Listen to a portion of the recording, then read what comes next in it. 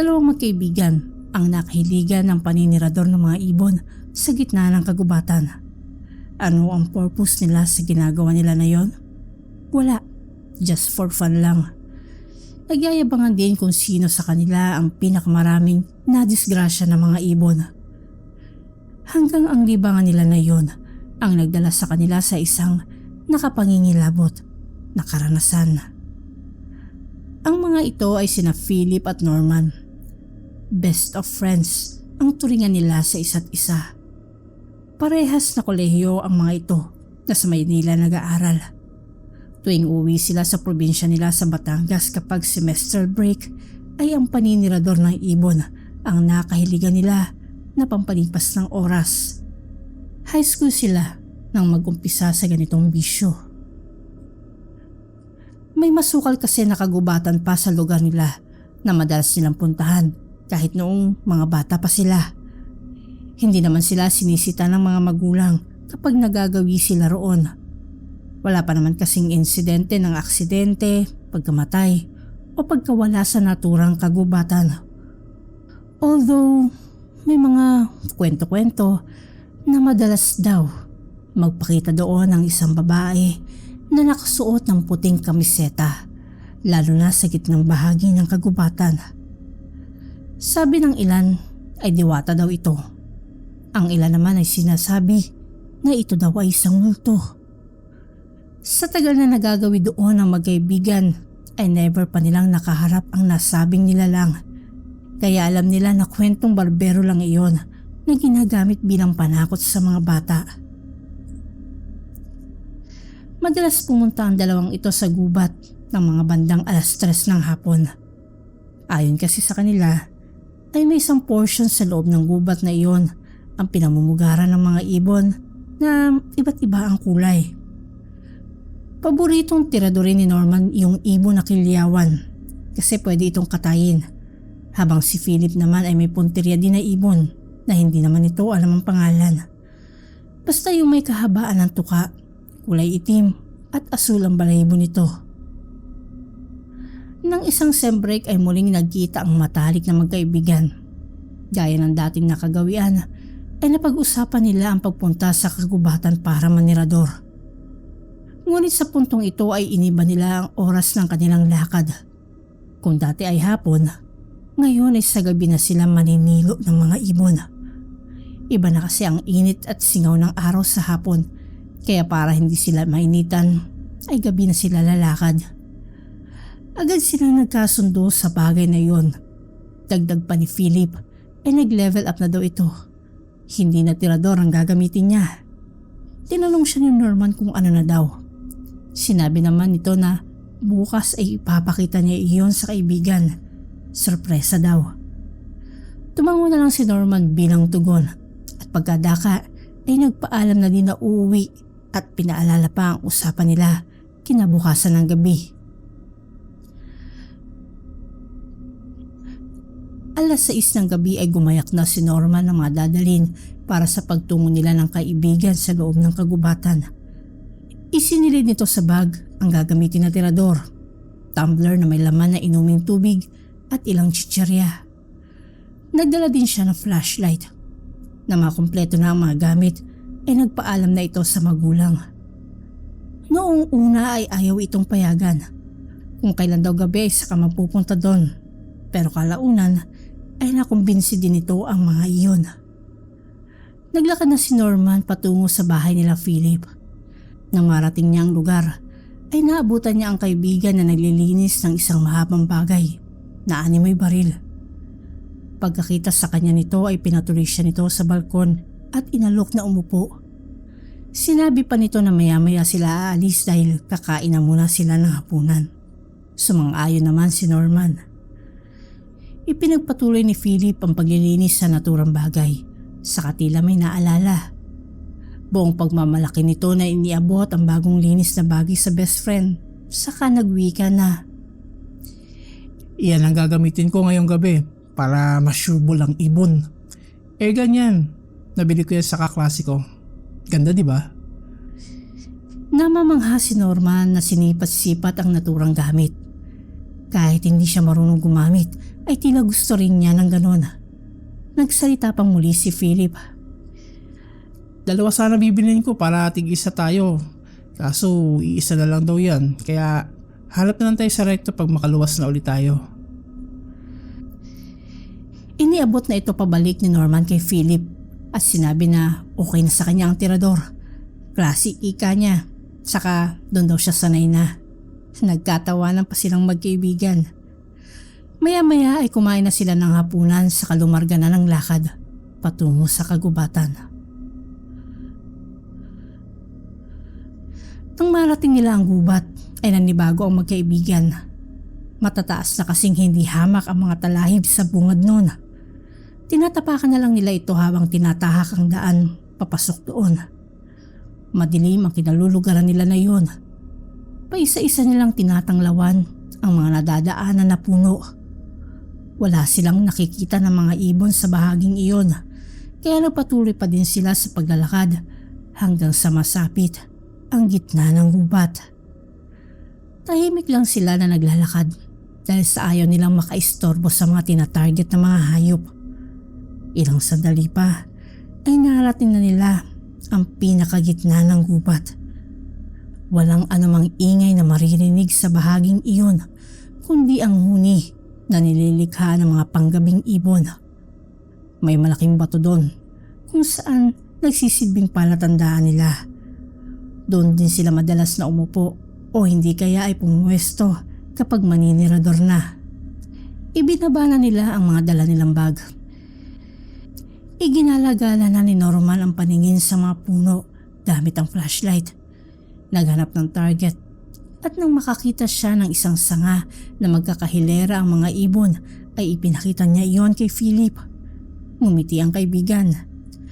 Ang flashlight ni Philip ay pinatong nila sa bato habang nakatutok pa rin sa naturang sanga. Inihanda na ng magkaibigan ang kanya-kanyang gamit sa pamimerwisyo ng mga ibon. Hawak na ni Philip ang airgun at umaasinta na habang si Norman ay namumulot na ng mga bato para sa kanyang tirador. Abala pa rin si Norman sa pamumulot ng bato habang si Philip ay husay na ng pamamaril. Nang sapat na ang naipon na bato ay pumuwesto na rin ito. Inilagay na din ni Norman ang tanga na flashlight sa ibabaw ng bato. Itinapat na nito ang tirador sa harap ng muka.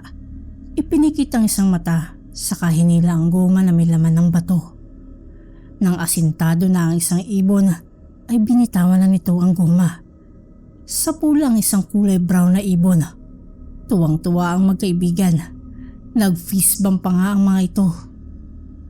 Umiikot lang sila sa pwesto nilang iyon kapag nabubulabog na nila ang mga ibon. Titignan yung ibang sanga at paulit-ulit lang ang kanilang ginagawa. Nang halos nakarami na sila ng nabaril at natirador ay napagpasyahan na nila na umuwi na kaya isinukbit na nila ang kanilang mga bag. Si Philip ay hawak pa din ang airgun. Hindi na nito isinilid sa lalagyan nito. Baka daw kasi may makita pa sila na ibon na pwedeng barilin. Naglakad na ang dalawa paalis sa lugar na yon nang makarinig sila ng pagaspas na nagmula sa animoy napakalaking pakpak. Nagpalingali nga sila at tumingala para makita kung saan ba ito nagmula. Ngunit bigo silang makita ito. Natatakloban kasi ng mayayabong na dahon ng mga puno ang kinalulugaran nila. Patuloy pa rin nila na naririnig ang pagaspas.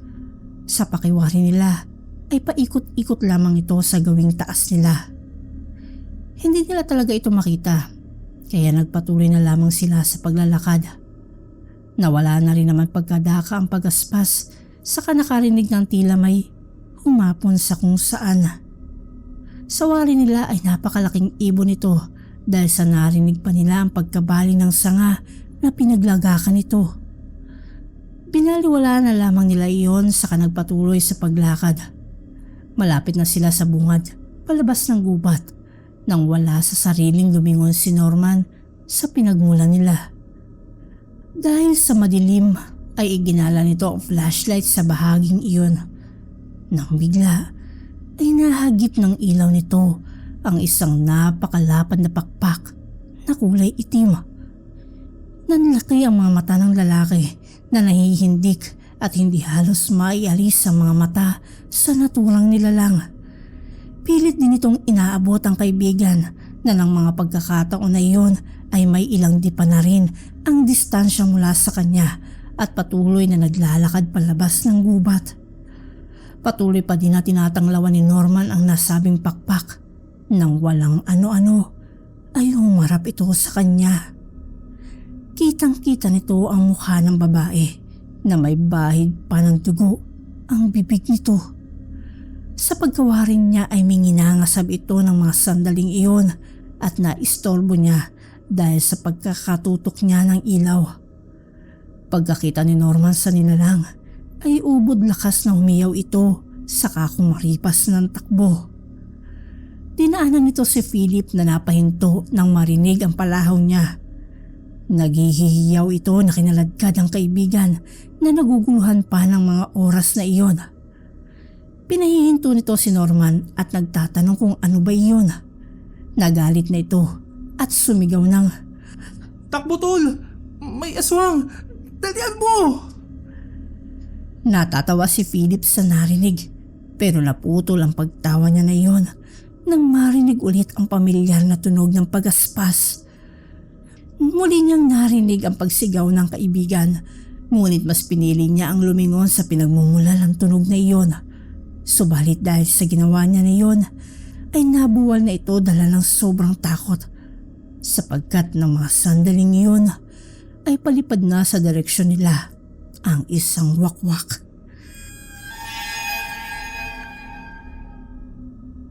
Tinira ni Norman ang aswang gamit ang tirador nito at saktong tinamaan ito sa mukha. Umangil ito habang palipad-lipad sa pwestong iyon. Halatang napuruhan at nasaktan ito. Dahil dito ay naudlot ang tangkasanan nitong pagsalakay kay Philip. Kinuha ni Norman ang pagkakataon at agad dinaluhan ang kaibigan para makatayo. Nang makatayo ay itinutok ni Philip ang airgun sa naturang nilalang at ipinutok. Tinamaan muli ito sa mukha. Muling umangil ito at mas lalong nagalit.